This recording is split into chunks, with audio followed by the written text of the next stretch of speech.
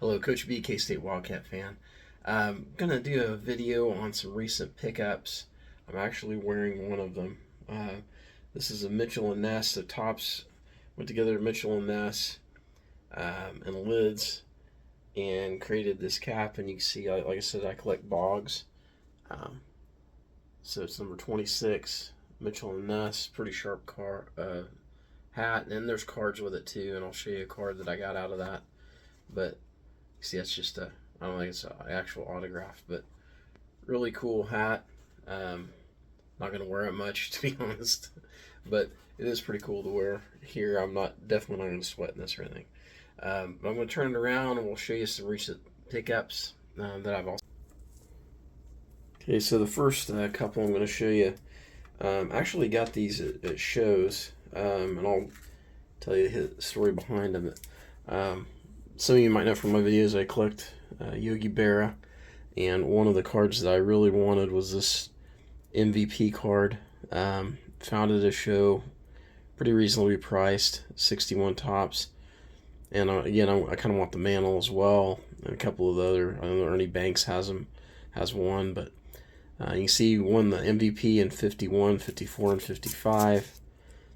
Talks about him being the veteran catcher, won it 3 times. He currently, for the longest time, he did hold the lifetime homer record, and until Johnny Bench, he outlasted him, and then now I think it's Mike Piazza, if I'm not mistaken.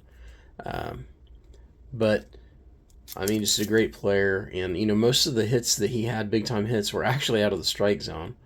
It's kind of interesting. Derek Jeter was in a slump, and I remember I saw this clip, and he told Derek Jeter, he says, "Hey, yeah." Well, Derek Jeter was asking him, "What do I need to do?" He goes, "I can't." He goes, "Well, quit swinging at balls." And Jeter told him, "Well, you did." And he goes, "Yeah, but I hit him." So pretty funny. Had a lot of character even in his older age. Next one, Preacher Row. And I'll kind of tell you a story behind this. So, Preacher, if you look back here, and it kind of give, I don't know if this one said, yeah, West Plains, Missouri. That's where he's from. So, I happen to work, believe it or not, I worked with his grandson, Kelly Rowe. And we got to talking, and he goes, "You collect baseball cards?" I'm like, "Yeah." I was talking to him, and this is back in the late 90s. And he said, "Well, you might know my grandpa." I was like, "What?"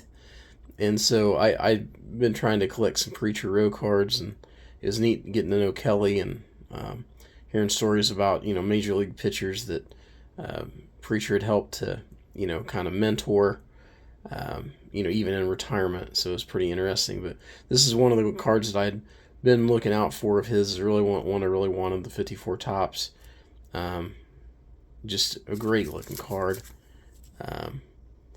And you can see it just has some of his stats, some of the things, but they were making fun of his hitting here. But again,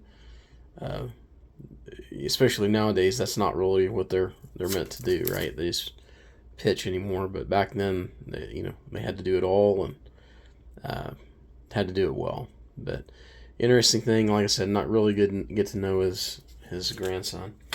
And then the next one was one that I actually picked up actually online, but again, this is part of the Mitchell & Ness, again from Topps last year, and I'm an Aaron Judge fan. You see it's kind of a refractor. Aaron, really good looking card from last year, and like I said, not super valuable, but one that I just thought was really sharp and wanted to add to my collection of Aaron Judge. So that's all the cards I got for tonight. But like I said, please follow. I'll do more vintage. Maybe do some Aaron Judge later on. Kind of a run I've got of his. And then we'll go from there. But like I said, I'll be doing baseball, especially vintage baseball, 1980s really and back, and then do some college football. Thank you.